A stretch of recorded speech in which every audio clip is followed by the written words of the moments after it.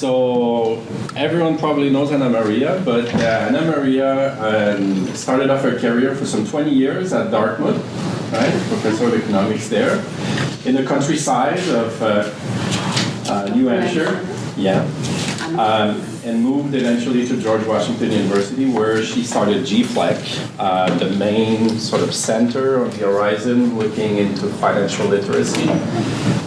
She has a long list of honors and things she's received. You can read that in the bio. I'm not going to go over that. But I'll say what she means for a lot of us doing research on these topics. If you read Anna's work early on, she's estimated super complicated Euler equations. She's done 2 sample IV estimates. With me, she's worked on a dynamic programming model. And so that was a really good paper. She worked, so she has been able to sort of bridge this sometimes observed gap between rigorous research done on these topics as well as the applied research that speaks to the industry and so on. And so for people like me and Philip and many others in this room, you're truly an example that we keep following. And so please continue doing that. And I'm sure today you're going to tell us about financial literacy. There will be no surprise. And we're eager to hear what you have to say. Thank you. It's so great to be here. We wrote a great paper. Carl Michaud, and everybody knows Pierre Carl is a great collaborator. So I am grateful for that research, and we have become really friends for a long time. I miss coming to Montreal. Actually, when I was at Dartmouth, I had a co-author here, and I would drive up for 3 hours, from Montreal, from Hanover. So I always love this city. But I am here today to do 3 things, actually. So I am preparing a paper, and you'll see for what, and I have to tell you some news about kind of financial literacy and research on financial literacy. And so I'm preparing a paper which is more of an overview of the research and perhaps which questions are there perhaps left to answer, which questions should we focus on? And I'd love to hear from you. I have some, but I think there is a lot more to say about that. So I would like to really get as many comments as possible today, precisely on that. What are the questions that you think we should highlight, and this is going to be a joint project again with Olivia Mitchell.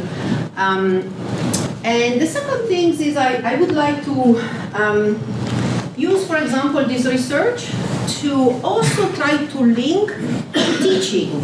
There is so little link between research and teaching. And, I'd like to really link it today. And that's why I've collected, and I'm going to show maybe some of the facts that you normally don't see. And it's kind of strange that, we do so much research, but then we don't think about our teaching. So I have learned enormously from my research, and I use it in my teaching, and my teaching has changed dramatically because of my research. For example, I go in class now, and I realized I was teaching to the male in my class, and I've changed my teaching a lot. But it's literally because of this researcher, the research I've read, including Nuria research as well. And the third thing is I'm actually kind of going back a little bit to where I started. So I started this research on financial literacy many years ago, and it was based on measurement. So perhaps what we have done with Olivia is provide a measure of financial literacy that did not exist. And that has provided, first of all, a variable that people are now normally using in their models, but you couldn't do it before because there wasn't either the data or there wasn't perhaps an accepted measure. So I'm going back to that and measure this a little bit in more detail, and just from the fact that we are going to find, try to see whether we can better answer some questions, or perhaps try to raise more questions that we should discuss a little bit more. And contrary to what Pierre Carl said, I hope there are surprises today. I hope even some of these facts where you feel like I know everything I need to know about financial literacy, you told us so much, I know. Actually, there is a lot more we can know, we can figure out, even from the basic kind of statistics I've really done. So I know it is strange, but I'm going to speak about basic facts today, and hopefully, some of the facts I'm thinking about to feature so that they can provide perhaps more research questions. I really want to talk about heterogeneity a lot because I think it's so important and underestimated. But heterogeneity, I think, is the rule of the game, in particular when you look at this data. Then I'm going to try to link financial literacy to well-being. And I'm not going to do it in a theoretical way because I already did this with Pierre Carl paper. So now instead I'm going to try to provide measures of well-being, which are not the traditional measure, just saving or debt, because if you look at the stock of wealth and so on, it's actually very hard to assess much. So, I'm trying to link to see how in simple data set we can do this. And then I definitely I'll try to go very fast on the first part because I'd like to speak about the implication for future research, policy, and also teaching. And I have something about teaching as well for you, something about teaching that I would like to discuss with you. Okay, so let me get started. I just want to tell you some basic facts about financial literacy that hopefully, you might not know all of them. I didn't know some of them until I sat down and collected data. So as you know, we started the big three. It was actually an accident that there were three. So I don't tell you the story now. What I wanted to say is that we were able to add these big questions in a lot of surveys around the world. But these are also surveys that we had to consider. So for example, now they are in the national, the survey consumer finances. That's the data set that does monetary policy. I just thought, wow, that's good. But then the survey consumer finances is every 3 years, right? So, when we added some of these questions, they are at the frequencies that are driven by the data. So we decided actually to start our data collection exercise, and this is what I did with the TIA Institute. So since 2000, we started this project in 2016, and we have now been collecting data each year, each January, and it is a representative sample of the US household, and we oversample a group each year so that we can zoom in into these things. I can see the age difference in the sense that I gave this class, everybody was looking at the QR code, and only young people and millennials are doing that. So just saying. But here, what are we trying to do? In a moment, I'll show you that it's a little bit different than our big three, but they're really trying to measure kind of working knowledge. So it is knowledge, sometimes it's truly knowledge, can you do the calculation, which is actually important, but often it is the knowledge of, do you have the knowledge and can you apply it, right? So this is really a measure, that's why we call it a personal finance knowledge, and it is almost a checkup. How much do people know? And we do it at each year, so we can actually measure how much this knowledge has evolved over time, given that there are so many economic news all the time, and perhaps this is also affecting economic knowledge. Okay? So, from the big three, we go to 28 questions, right? So this is what happens when you have the capacity to collect data. This is why we are so excited that now we have the type of measure I would have liked the first time. So just to give you the story, when we started with 3 questions because we were told you don't have more room than 3 questions. So we had to sit down and really design 3 questions. It wasn't we decided 3, it was imposed on us, and what became a constraint at that time turned out to be a great asset, because you can add 3 questions in many surveys. I definitely cannot add 28 in many other surveys, but we can do our own survey. So what do you measure if you want to measure personal finance knowledge?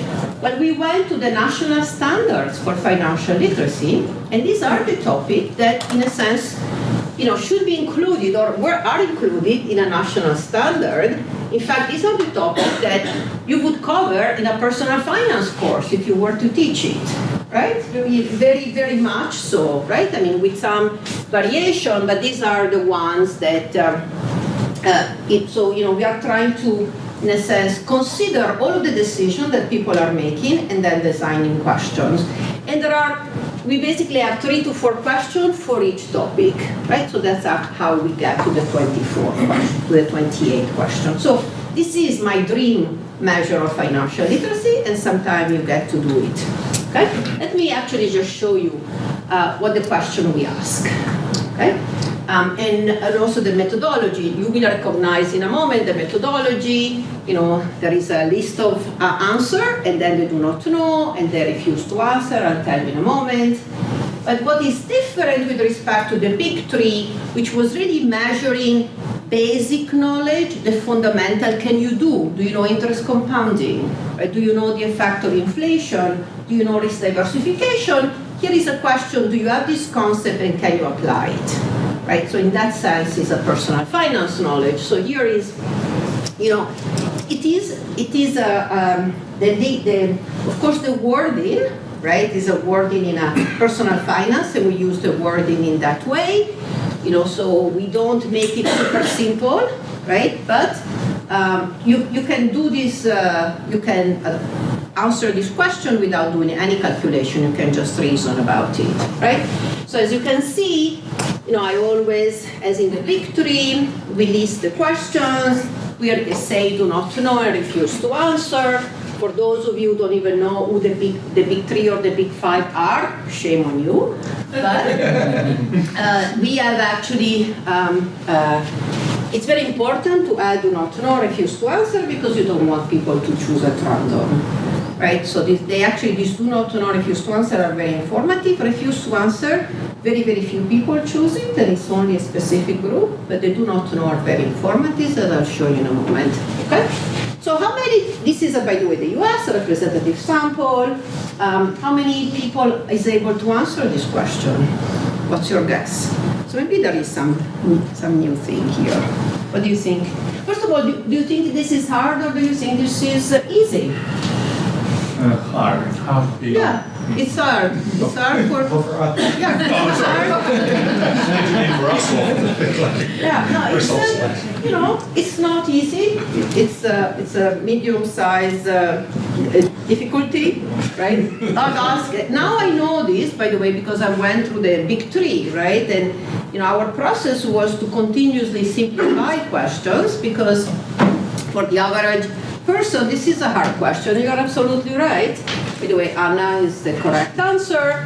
But as you can see, and I have chosen this question, I put my name on it. It's like, is the smart girl, right? So, but as you can see here, useful things is that only half get this question correctly, and also look at the proportion of do not know. Right? In a sense, 1 in 5 Americans do not know the answer to this question. Think about the fact that this is in the context of the U.S., where we put people in charge of their kind of retirement saving, right, or making all of those decisions and so on. But in fact, people have relatively little financial knowledge, and this is also basically what we find when we look at all the 28 questions. Okay. So what we find is basically that on average, people answer half of the question correctly. That's what they do. But because I have 28, I can also look at the distribution. Okay? And so there is a big group here, right, that cannot even answer 7 questions. So again, their financial literacy is not high. If you only get half of the question in my test, you get an F. it takes 75% to get a B. So, and overall, we have to probably be careful about kind of this group. And of course, because I collect the data, I know this group is, right? And so we will look in a moment, who is this group? Who is this group? For example, who do you think is this group at the bottom? If you look at demographics, are women, low income, low education, already vulnerable groups, unfortunately, and they are vulnerable when it comes to financial literacy as well. I have 6 years of data. I can tell you how financial literacy has moved over time. It hasn't. So, in fact, some other data sets show that financial literacy is declining. If you look at the National Capability Study, it's actually over a very, very long span. So at that time, perhaps demographics are changing, or people, with this, in a sense, big change in the economy are, perhaps even more confused. But in fact, we don't see any change over time. And also we see this, still very persistent group at the bottom of the distribution, where you can also see that, the people who have in the B, maybe B plus range, a relatively small group of the population as well, disproportionately while male college educated, right? So the elite is the one that is financially literate. Okay, what are the people, the topic that people know? And this is where perhaps this is new, or I don't know if you expected that.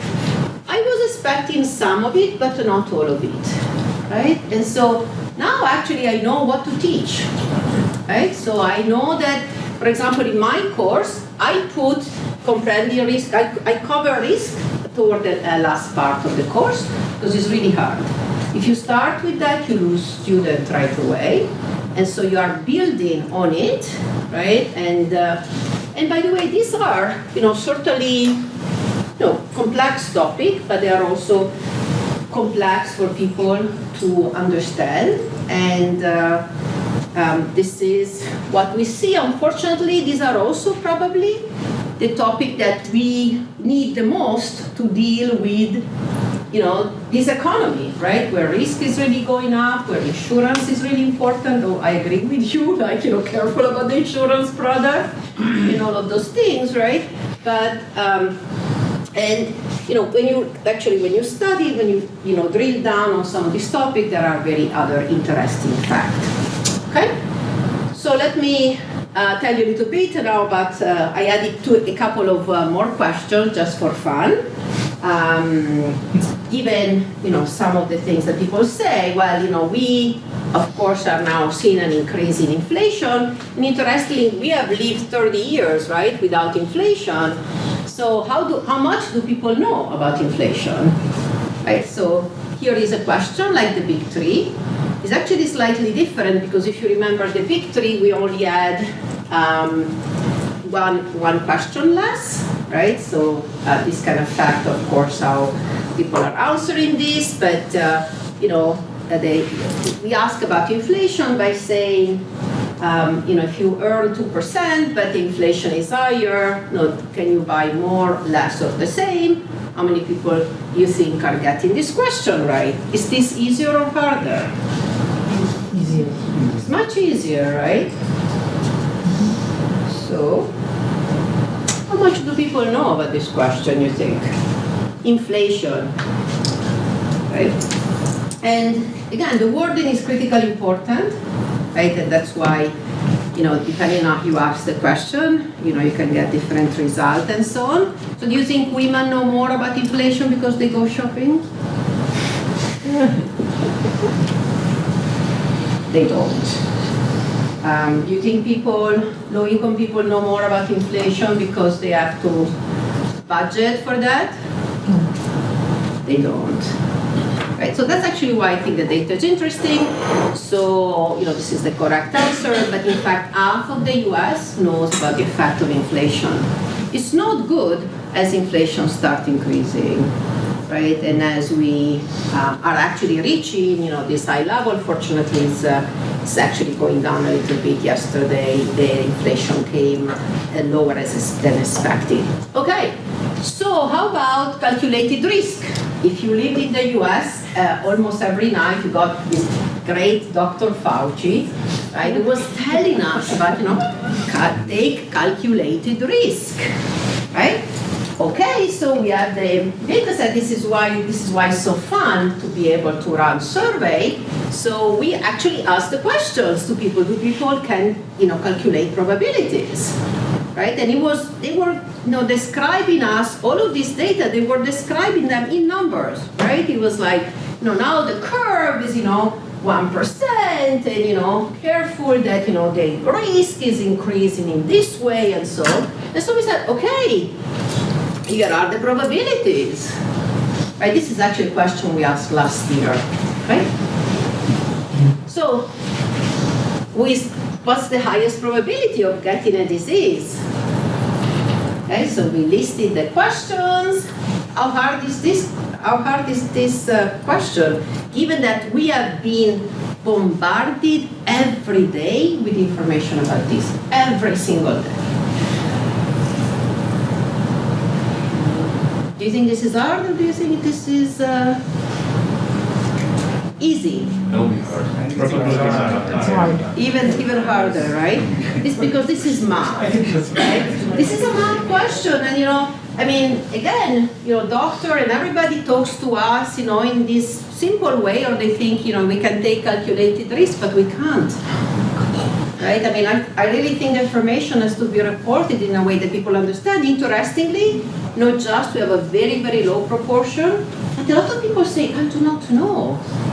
It's like, God, you cannot do the calculation, right? So it's, again, this is just to say, this is just to say, there is things we can learn from looking at the data. There are surprises, and because Powerball 1.9. Even my physical therapist is buying like tickets. I thought, oh God.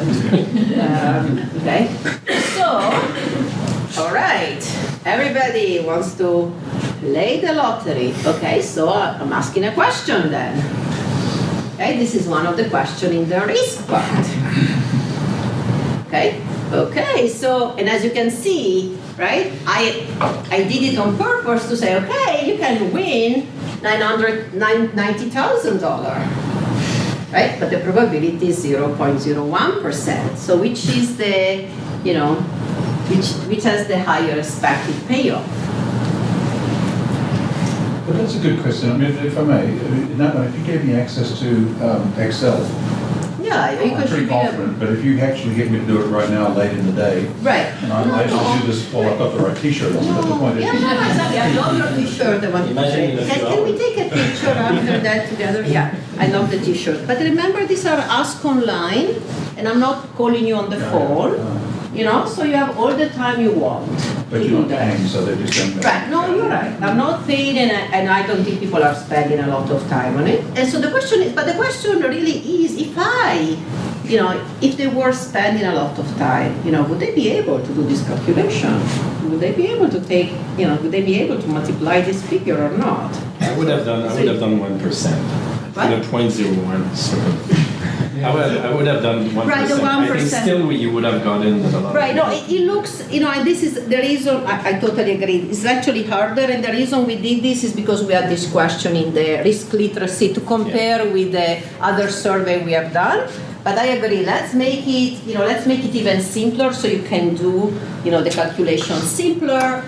People, again, take off your calculator, but, there is no reward potentially for that.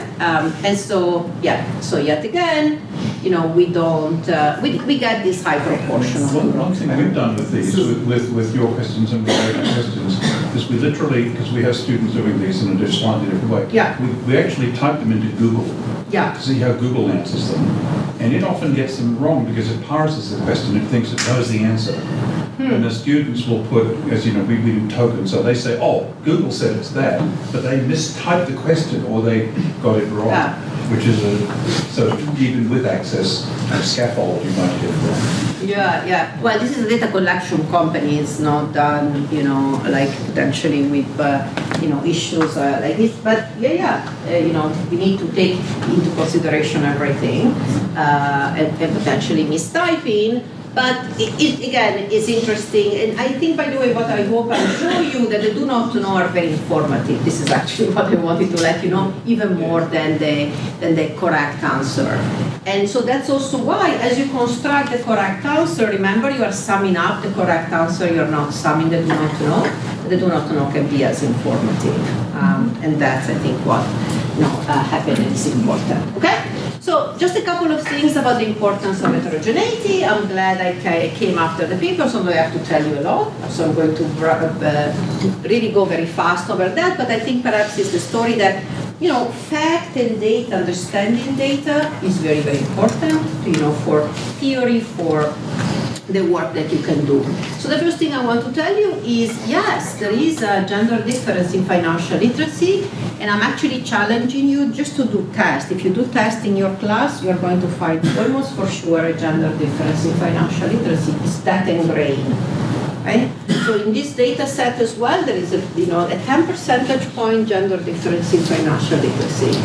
And if you look at the distribution, it's also pretty bad because women are a lot, there is a bigger group at the bottom that doesn't even know 7 questions. Okay? So, but now I have a lot more data, so what can I do? I can look, for example, across the 7 topics. So where is the gender difference? In which topic is the gender difference in financial literacy in sync? I have 8 topics. Insurance and risk. Insurance and risk, investment, and... More complicated topics, there will be more details in general, would be correct? Yeah, so which one would you think? The compounding. You had this previous graph, the risk was the hardest one, so probably the difference is the biggest. Yeah, so insurance, investing, and so on. There is a gender difference in each topic. Okay? And in fact, it is particularly big for the investing, but it is there basically on almost every topic. Okay?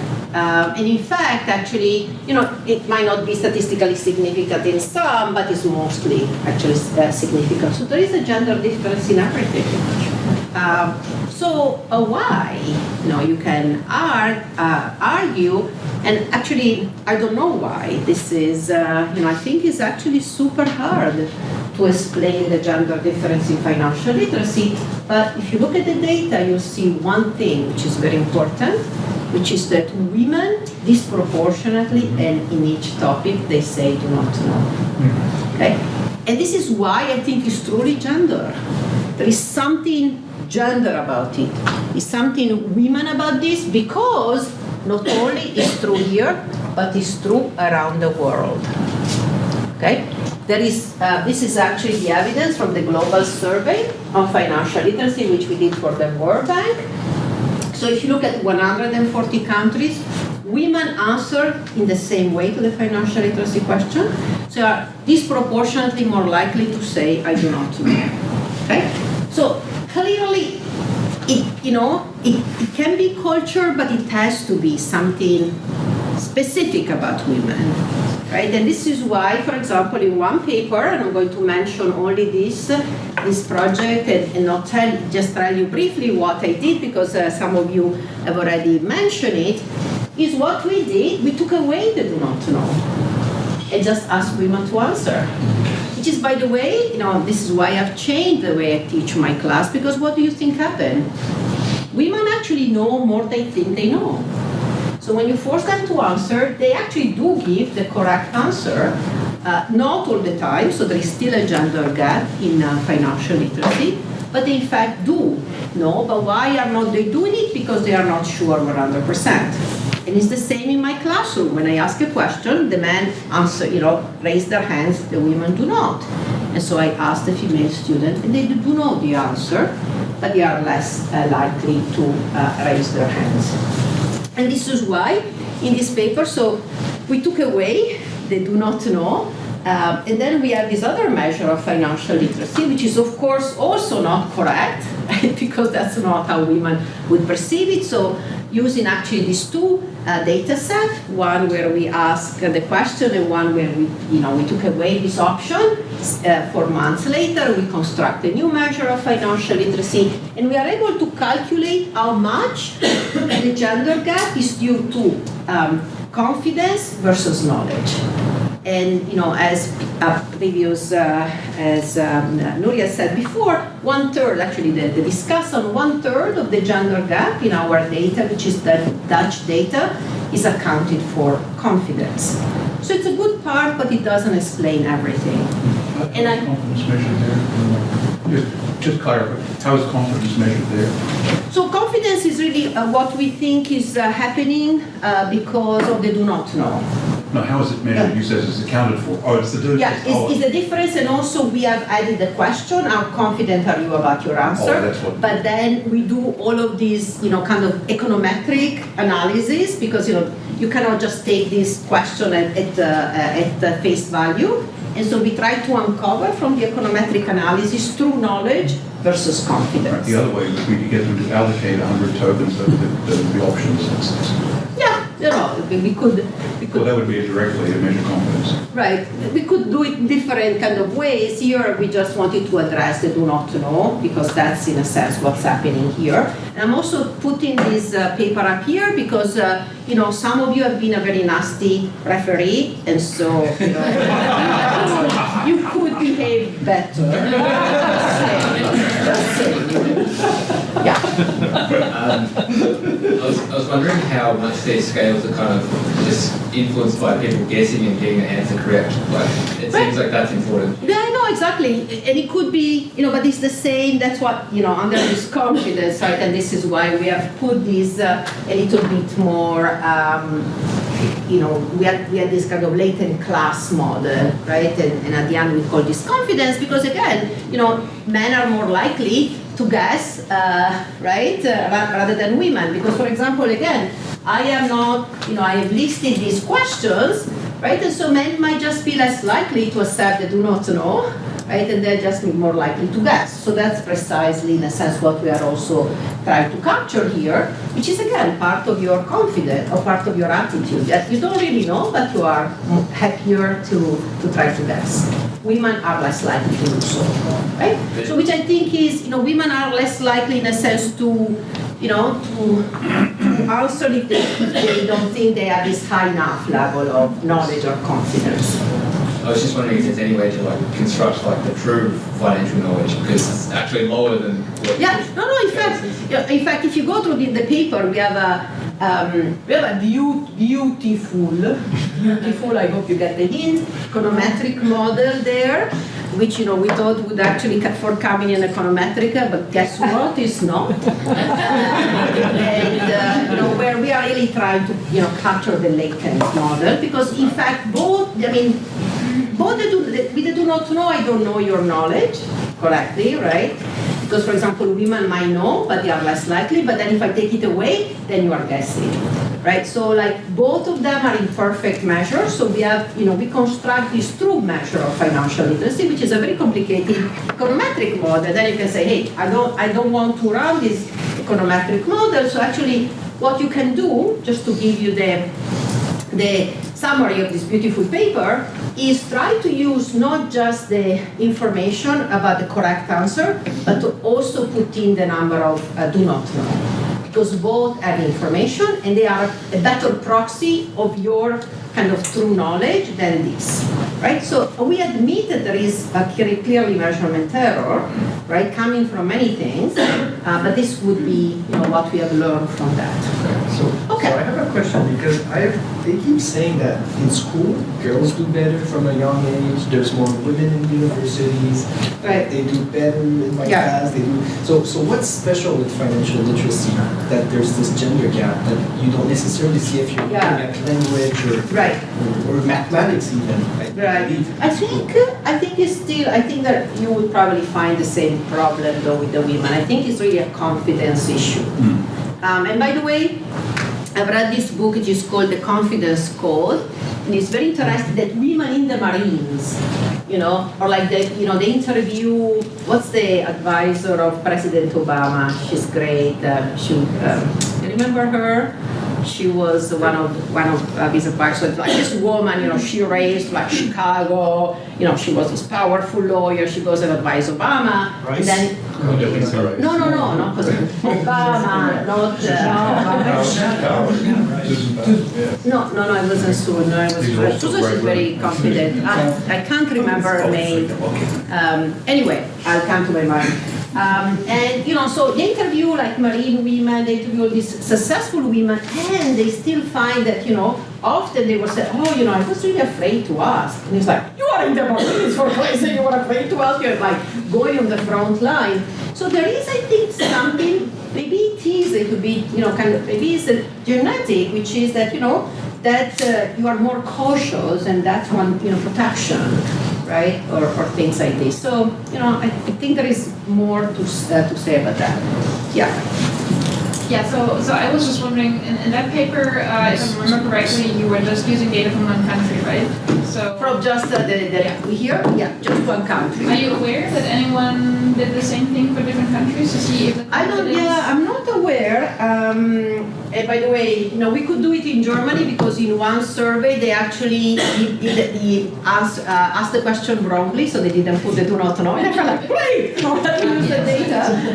But I haven't seen other. I think it would really be great to do that, and I'm sure, by the way, we are now validating the question. Everybody, every psychologist, I thought, have you validated the question? It's like, what does it mean, validate the question? But we are also doing kind of this validation work to make sure, it's important. And I think, to many your point, what happens if you, pay the people and so on.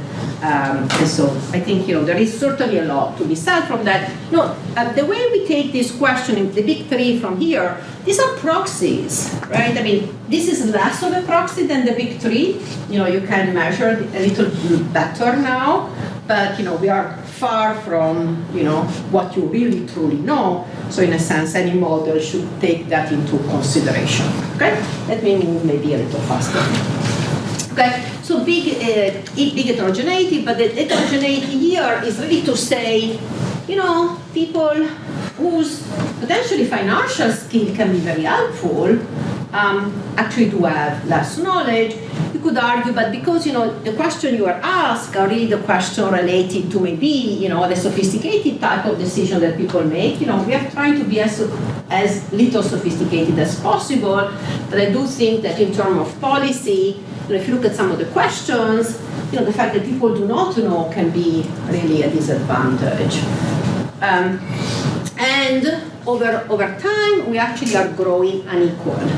So the people who are more financially literate or might acquire financial knowledge are again the people who had financial knowledge to start with. And so, it's not that the gap is closing over time, and,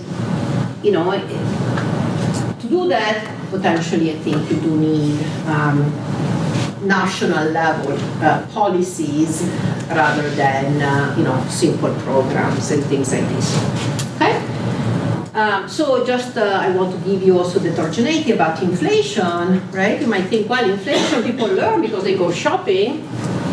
That's actually not really the case. And to me, it's really the point that, it's not that these topics are so intuitive that people learn by watching the world around them and you learn by osmosis. I don't think you learn very much by watching the world around us. That, if you read your credit card statement, many times you understand interest compounding, right? It doesn't seem to go like that. Okay. So, these are, I think, some of the things I would like to report in this new article and say, there are facts for which we need to learn a little bit more. They certainly speak maybe of the big differences that we observe in society, that it could be potentially problematic and harmful. As you know, there are lots of papers, for example, that have argued that financial education doesn't work. Yeah, well, if you look at what financial education, though, they look at, are very, very small intervention, right? One retirement seminar. And then they were comparing whether, people after one retirement seminar, they were saving more. Well, if you give me one retirement seminar, I don't even know what inflation is. Before I change behavior, like you have to do a little more, right? And so I think, some of these facts can be important also to think about, how do we do policy or what does it mean, to be financially illiterate. And clearly, we want to target some group of the population because some groups really have a deep kind of level of financial illiteracy, and that will require probably different programs. Okay. Any question? Let me go really fast. I'm probably the only one excited about facts and data because I'm totally boring. So I'll go fast because I want to talk about some of the things at the end. But are there other things you think I should put into this review article? Yeah. I'm wondering about how much the institution matters. So for example, here in Canada, I always think about my sister and these things. And she understands money, she understands, but she doesn't know the difference between an RRSP or a TFSA. Right. Because here in Canada, you have to invest a little bit to understand, what's an unregistered account, what's a registered account. So even if they understand the core concepts behind it, taking that to the bank and opening the right type of account, that's another hurdle. Yeah. And I wonder if the survey addresses that in any way. Yeah, it actually does it. I'm so glad you asked this question because we have so many topics here. I haven't shown you some of the questions, but some of the questions, and also in the big three already, by the way, one of the questions was about, it was a joint test of knowledge of the concept and knowledge of the instrument. So for example, if you remember the big three is I ask, what do you think is riskier, a company stock or a stock mutual fund? What I'm really asking is, do you know what a stock mutual fund is? And here as well, actually we talk about 401ks and IRAs. So it is a joint test. Do you know the topic, but do you also know what these things are? Which I think is important, right? Because in a sense we are asking, do you know the language of finance? Because nobody is going to show up and say, this is a 401k, and I tell you what a 401k is, or an RSP is, right? So you have to know this lingo now, right? Even inflation, nobody tells you what inflation is, right? So you have to understand what inflation is. That's why it's good, I think, to have a distinction between fluid intelligence and crystallized intelligence. Yeah. Because it's crystallized, they may have the fluid intelligence, but not know. Right. No, true. Yeah. So speaking about heterogeneity and determinants of financial literacy, I was wondering if there is any evidence of the importance of personal experience. People who have lived through inflation. Yeah, I didn't put this slide, but thank you for mentioning it. Because, so for example, in the global survey, we have 140 countries, and so we have countries which have experienced hyperinflation. Right? And this is interesting because these are countries which are very low level of financial literacy. They have a very high level knowledge of inflation. Right? So, experience does matter. And that's probably one of the ways in which people learn, which is also important we need to take into account because there is a feedback effect potentially. But again, it's hard to learn by experience, right? So it might just be very painful and so on, but there is clearly evidence, in particular in inflation, that's how people learn. Yeah. And that experience might actually also explain maybe some of the gender gap because often in couples there's just a division of labor. Yeah. So for women who anticipate that they're going to stay with that same man for the rest of their life, it might actually be very... Right. No, absolutely. So there is a paper by Joanne Su that shows that, and by the way, it predicts that as women are close to divorce, they actually learn more. So super smart, Smart girl. But actually what we found, for example, it doesn't fully explain it. For example, we have looked at single women earlier on, even young women, and there is still a gender. So I think this confidence story, I think is a promising story, and by the way, it doesn't explain everything. So, it's pretty hard. Steve. So I'm just thinking about a sort of taxonomy of why people are getting these questions right and wrong and how we... Yeah. So in my head, maybe this isn't the right taxonomy. You cannot understand the question. Mm-hmm. You cannot know the right idea as applied to it. You cannot do the math that implements that, or maybe you don't understand the institution. Yeah, right? And so different people are going to get fouled up along the way, and that might be correlated with covariate gender or whatever, or it might not. But then if we think about interventions, we're going to need to compare the intervention to which level people are screwing up at. Yeah. So I guess I want to know sort of what do we know about where people are screwing up, and do targeted interventions at maybe different levels help differentially, or is there any attempt to match those up? That's a great question. And I actually think that's why, by the way, interestingly, even the big three were going to do that. So I'm going to answer the question that Glenn asked before, which is why do we need, to put, answering correctly three was able to differentiate. Because there was actually one difficult question. And so if you put all of the three together, you can differentiate knowledge, sophisticated knowledge versus low knowledge. I actually think that having 28 questions, in a sense, it allows you at least to distribute a lot better, okay? But I think you're absolutely right that, there are many components here, and the do not know, I think, are important, right? So, you can really graduate, in a sense, the knowledge here is, if you get incorrect, and actually the do not know. Interestingly, the do not know are very informative, and they are worse than the incorrect, even though people think you are actually, the savior, you are not. In fact, you don't even know what the question is asking normally.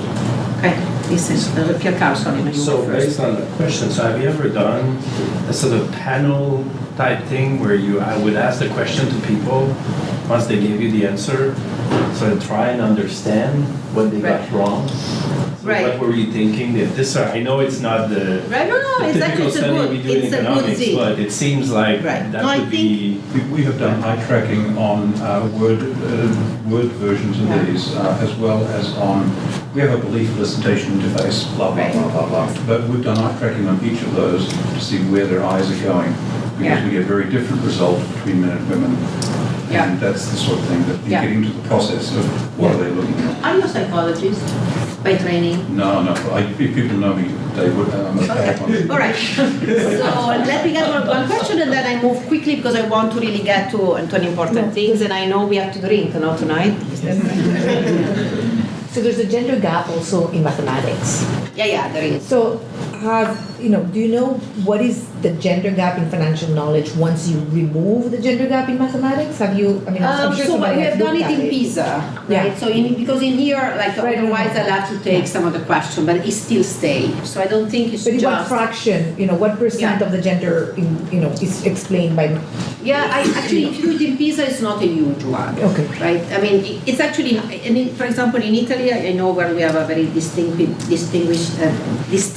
gender difference, it doesn't explain even a lot. Okay. Right? So there is that, but it isn't. Let me actually go, no, sorry, I want to take your question. Like reading what you said, I think it's interesting that when you look at the gender gap dimension, then you have a story of financial literacy which is specific of literacy. It's actually the opposite of what we see in education.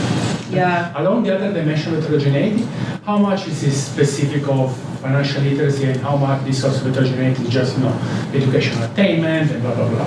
So it's just the gender gap which is specific of that, or other dimension of heterogeneity?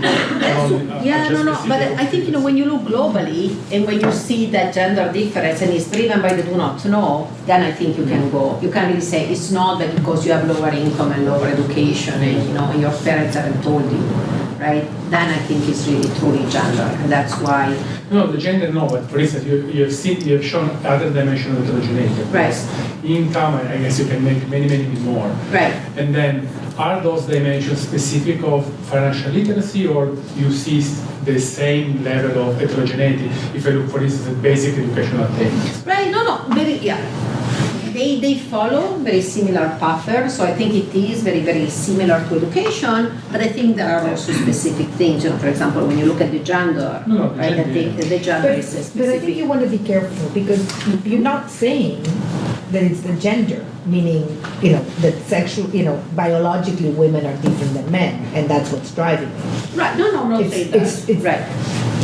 Yeah, then it's the gender because it's culturally or institutionally right, or because I see it around the world. So it has to do with women being women, right? And so I don't precisely know what it is, but but it is. But it's not the genetics. It's not that women are built up in a way that they don't know. Yeah, I don't know about that. I have to say agnostic about this, right? I mean, at a certain point, I don't know because it's global. Right? So is it that, in fact it is it, I actually like to think it's a way for women to protect themselves, right? Because it's cultural. We've been told that that's how we're supposed to behave. Yeah, but is it cultural? Is it an instinct? I don't know. So let me continue. Because I have lots of stuff to tell you. In fact, I think I'm going to skip. Do I have 5 minutes? Actually, let me go 10. Okay, all right, good. Thank you. The chair said 10. I'll pay a drink or something. Okay, so let's actually talk a little bit about well-being. And I actually have a new question for you to look at, which I think is just a back on the envelope way to measure cost of financial illiteracy, which is how many hours people spend dealing with or thinking about personal finance issue, and how many hours are at work. Okay? But if you think about this, now, we have some measure, for example, to think about should you go to a financial advisor, or even better, should the employer really do financial education in the workplace. Okay? So on average, people spend 7 hours dealing with personal finance issues. Okay? We have asked this question in Italy as well, and it is actually a lower amount. And I actually do think that this is a little bit US specific because, this is a country who runs on debt, right? And if you don't pay your debt, the debt collector will knock at your door, right? And so, and if you look at other statistics, there is a lot of evidence of financial anxiety to people. We have asked this question in the National Financial Capability, that actually just thinking of their personal finances make their heart, beat more and feel stressed. Okay? So here they said people spend 7 hours per week dealing with personal finance issues, 3 of which are at work. Okay? But if you look at the lower financial literacy, they spend 12 hours, dealing with that. And so, here it's just very crude. Just wanted to say, you can, but it's a back on the envelope calculation. But actually, to tell also employer, people always say, why should employer do financial education? Because potentially the workers are actually still dealing with personal finance issues. Yeah. Just clarification of that time. Just reading the question. Are dealing with personal, maybe doing their banking from their computer versus dealing with a problem. No, but in fact, I actually wanted to leave it like this because, to me, just your thinking of your personal finance at work is useful, right? Because if you're dealing with your personal finances, you're not, thinking of doing the widget potentially, or you're not thinking of solving the optimizing model and things like this, right? So I wanted to capture in a sense the financial decision, but also the worry and the thought of the financial decisions. And to tell you the truth, these are higher numbers than I expected. I wouldn't expect that people would spend. There's some very beautiful work I made. Portfolios of the Poor, Murdoch and all that, and US work on financial diaries. Portfolios of the Poor, the subtitle is How Do the Poor Live on $2 a Day? The answer is they do lots of informal risk management. Time, massive amounts of time. They find that in the US with respect to the financial diaries. So actually it is consistent with that? Exactly consistent. I think it's one of the greatest costs of informal risk management arrangements. So there's a rich literature there.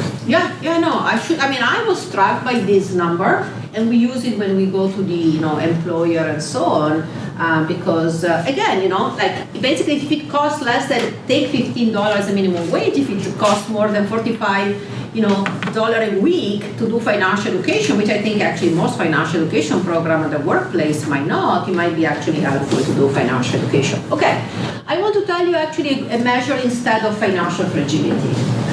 Okay, this is actually a measure I don't know if you've read the paper, but this is actually a question I designed together with Peter Tufano. I was visiting HBS in 2008 and 2009, and it was at the verge of the financial crisis. And so with Peter, who has worked a lot, actually he's a finance guy, worked a lot on other topics, we literally, start talking about the fragility, Americans having experienced this kind of huge crisis. And we came up with this question, which is, if you think about this, or we have done the analysis, with one question, which we can capture balance sheet, the state of the balance sheet, okay? And by the way, this question is composed of 4 components. I'm not asking if you have the money, first of all, but I'm asking whether you could come up with the money. In fact, how confident you are of coming up with the money. Do you think there is a gender difference here? You bet, right? So we basically have raised the gender difference right away. I didn't know that at that time, but here it is. So I'm asking, basically, do you have the capacity, to maybe the point of this book I haven't read, to deal with a mid-size shock? And we have chosen this $2,000 on purpose, right? To say this is the cost of, the car breaking down, your child needing braces, a mid-size shock, and it's different than the $400 right away that everybody cites them. And here it says $2,000 in a month, right? So it's not that liquidity right away, but could you come up? In a sense, is a shock derailing, right, your situation? So, this question is just one question, and this is important because in many surveys, if you want to measure wealth, you need 16 questions. Because you need 8 to answer whether you have or not the asset, and then the value. And in fact, now you even need the question to be able to, for the people who don't know the value, to actually do some brackets and so on. So often you are not able to measure wealth. Actually, with this question, I know about the balance sheet, and I'm going to just define financially fragile as people who say, I can't come up, or probably I cannot come up. Okay, with this. And this is, by the way, the face of financial illiteracy in the US, right? 1 week after the economy shut down, people were lining up at the food bank. And the car lining up at the food bank were like better and better as the week goes by. And these are actually the government employees. We have seen twice when the government shut down. The week later, the government employees were lining up at the free food. So Americans do not have precautionary savings. And actually the numbers were dramatic. When we, this is, I think, a way to capture the state of the balance sheet. What this measure capture is whether you have asset and also your amount of debt. Okay? So that's one way to capture both. What do we learn more from the $400 question? Actually, to tell you the truth, what we learn is journalists have misunderstood the question. They always think that the question asked, do you have $400? That's not what the question is. So if you go through the survey of consumer finances, well, the question is more or less whether you have $400 in your kind of checking account or so on. Mm-hmm. And it was very appealing. I think it gave it was like dramatic. People, cannot face a $400 expense. But I think what is really capturing is the fact that Americans do not have liquidity. They have very little liquid asset, and I think some of it is due to pension, that they are putting all of this money into their account. They invest mostly in stocks or in the house, and thus they don't have precautionary savings. But precautionary savings are important. What was the gender breakdown of the I prefer not to say option on that question? So the prefer not to say, by the way, normally gets very, very little. So the prefer not to say is mostly African Americans who actually check that because they think it's a IQ test, but otherwise we get less than 0.1% answering that. Yeah. So the share of low-income individuals with less than $25,000 in the U.S. unable to handle $400 emergency expense using cash or equivalent was 66% before the pandemic. Yeah, I know. So but actually, let me tell you, in America, half of the American after the financial crisis, were not able to come up with $2,000. This is how much America was hurting after the pandemic. Right? So the number, I think, are really staggering. And I think I wanted to actually show you this. We have added this question to a lot of survey, which is interesting because even, this is January 2020, before the economy shut down, right? So, and also if you look at 2018, this is 10 years after the financial crisis. And as we expect, in a sense, people are doing better. They are not as financially fragile, but 1/3 of America wouldn't be able to face a $2,000 shock. So imagine when the kind of economy indeed shut down, right? Just how painful that was, right? And how much, we needed the government intervention right away. Let me go very fast, and as you can imagine, this is linked to, of course, financial literacy. And if you look at also debt and being debt constrained, having that constrain your activity, right? Another way to measure well-being. This is also linked to financial literacy. And this is actually my favorite question, whether people plan for retirement. Planning for retirement is one of the biggest predictor of wealth. So in a sense, I almost don't need wealth if I have this crude indicator of planning for retirement. I actually have a potentially good measure of wealth. And I wanted to show you that when we do the regression, the financial literacy always play a role. So it's not that financial well-being is connected to financial literacy because it captures the higher income, higher education, and so on. And even when I, sort of instrument by saying, were you offered financial education, were you exposed to financial education, you find this effect, in particular if we look at retirement planning. By the way, at the firm, almost always, the financial education is always about planning, but it's not about the other component. So interestingly, when I look at fragility, it doesn't have an effect. When I look at debt, it doesn't have an effect, but mostly because often it's not even covered in those studies. Okay? Let me go very quickly to something that I really wanted to tell you about. And it is, so how can we use this for our work? To move the needle, you need aggregate program. Many people think that financial education doesn't work. Well, we did a meta-analysis on all of the financial education program around the world. I have lost a substantial amount of hair doing this project. They don't come back.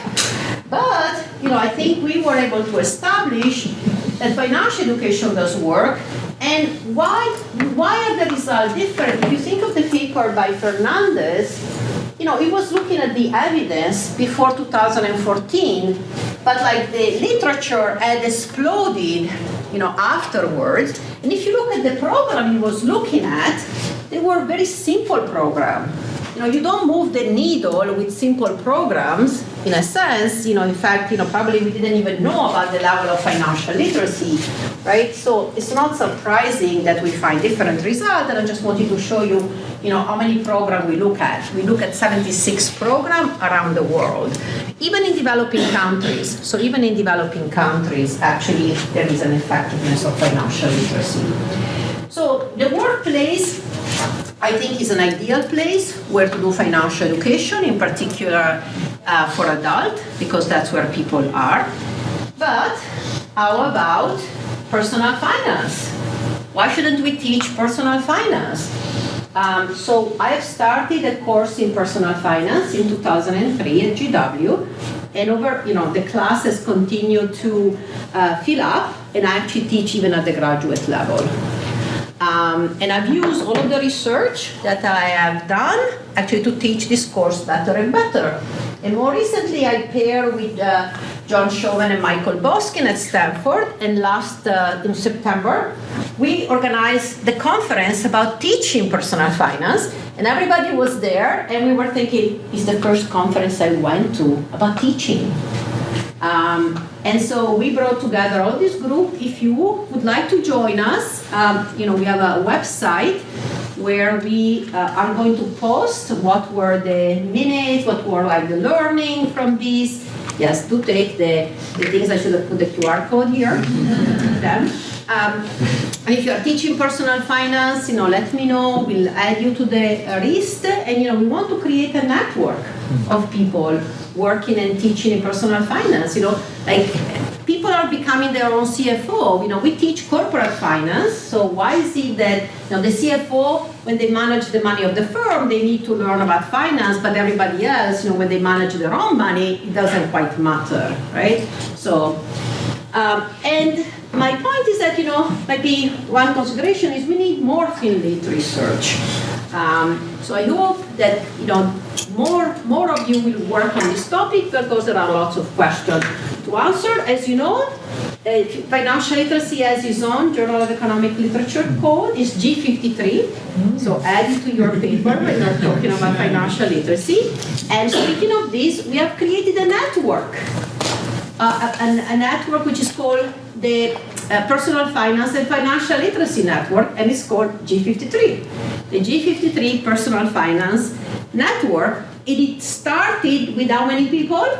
53, right? So you can join us. I put the QR code.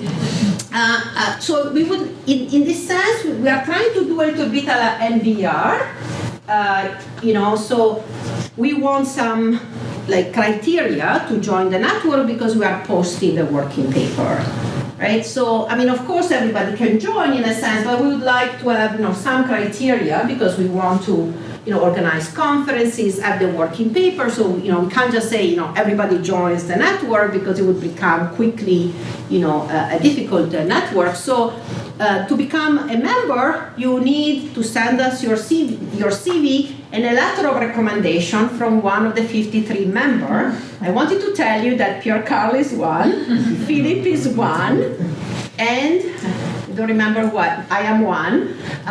So, just join us because, we do a monthly kind of brown bag.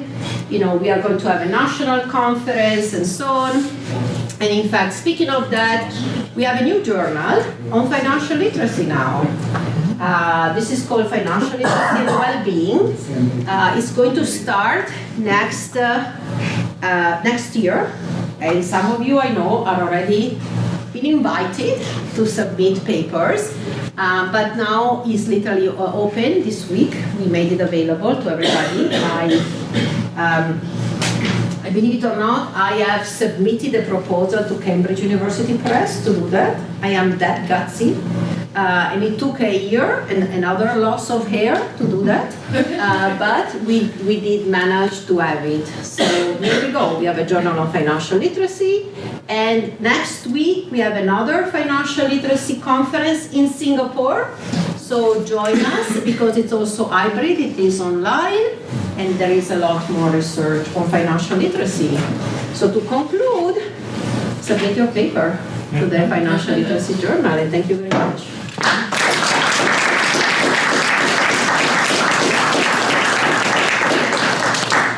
So we have a few minutes if you have questions or questions. Yeah. I have a bit of a practical question. So we know that the three questions, the big three are great. We're going to put them in as explanatory variables in our regressions and everything when we conduct surveys. We also listed them.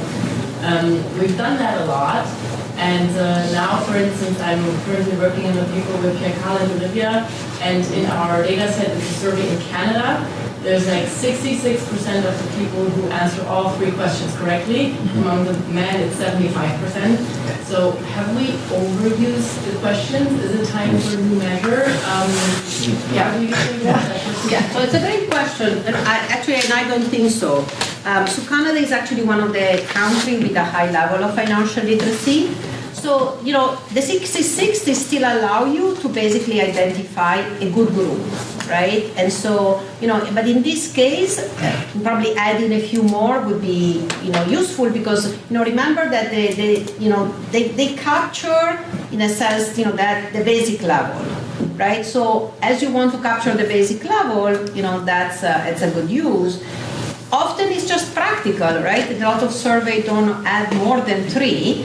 And the other good use of the 3 is that you can compare. And you can compare over time, you can compare with other countries, you know what the demographics are, and so it's always, I think, a good use. But I meant also, for instance, in the US, a lot of people are common survey users, so they're probably, some of them might know the questions by heart. No, they don't, because nobody searches. That's the thing, you are online and you go this, and also, it's not that a lot of, there are not these questions there that says, and by the way, the correct answer is this one. And people, I don't think, are going to actually do that. So I don't think that there is that amount. I think the learning is very limited.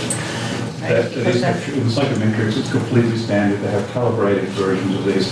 There's that silly thing about do you make instant questions or not? What's the one in JP? My co-authors keep putting locus of control has gone through that, for example. So you can find batteries that are calibrated, and you can then pick 3. But and we are doing, by the way, we are doing with a team in Germany psychometric evaluation of the big 3, and it turns out that the results are actually pretty good. So imagine in the end, everyone would answer the 3 questions correctly. Wouldn't we have done our job? I mean, I'd love that, but I don't expect it. Just stop them. Exactly. Yeah. Ask them a 4th question. Any other question? Yeah. You haven't touched upon like the issues of regulation. Yeah. So like, for instance, like now there's all this big thing about like buy now, pay later. This is seems to be like something that really explored as much as possible. Absolutely. Everything they've shown. So what's your view on?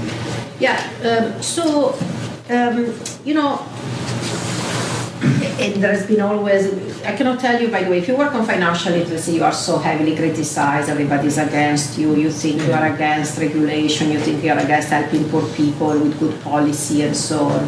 No, it's just that, knowledge could be a line of defense, and, we definitely need also a good regulation here, in particularly, in terms of finance, where we know things are quite complicated, so I think when we want to address, for policy, I think we really need, in a sense, to look at the ecosystem, right? And so regulation, I think, is even more important given the level of financial literacy.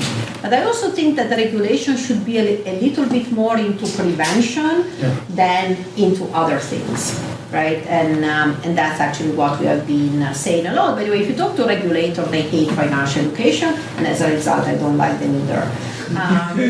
So, it's a difficult discussion. And I think you have to really get the right dosage here. But I really think, this is not an either or, is actually very important. I also think we should link now financial literacy to the aggregate level. And more, I think, because, for example, financial education is always in the hands of the regulator and so on. But actually, I think financial literacy now belongs into financial stability, right? And I think, we have seen it a lot that, you can have a situation where people make big mistakes and the economy is actually shaken. I think we have seen it with the shutdown of the economy, where people, if you don't have precautionary saving, to me there are 2 potentially, also crises coming, and this is adding to more drinks we can have afterwards, is, for the US, is the accumulation side of the life cycle. I mean, oh my God, we couldn't even, accumulating wealth is complex enough. Think of the accumulating the wealth, and think of also the problem that can happen if, with scams, I can even defraud you of your wealth, right? So big problem. And I think, the crisis has kind of stopped the growth of student loan, but that's super worrisome in the US. Yeah, I was thinking more like, because it's very much like you have seen it, they have shown a bunch of things globally, but it's very much US-centric. I was thinking more sort of low-income countries in which there is a lot of financial innovation, for instance. Right. And there's a lot of risk coming. Like, for instance, there is all this rhetoric about not necessarily digital money, but digital lending. Absolutely. And if you look at some of these products are really scam. But they're pushed a lot by, central bankers, regulators, researchers. Right, no, exactly, because I think, the idea is, you open, the stock market, you open market, people I don't think of knowledge as being relevant, right? You think of institution, let's open the market, let's do this, and, this is going to happen. And by the way, I spoke a lot about the US here as an example, really, of, how is a country with the most developed financial market, right, showing that. Which shows that, everyone, in a sense, has this problem.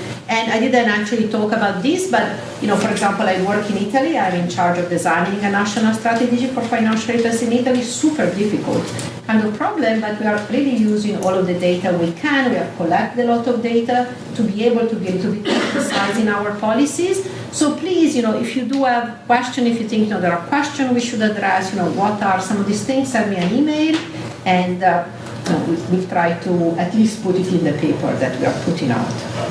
And now time to drink.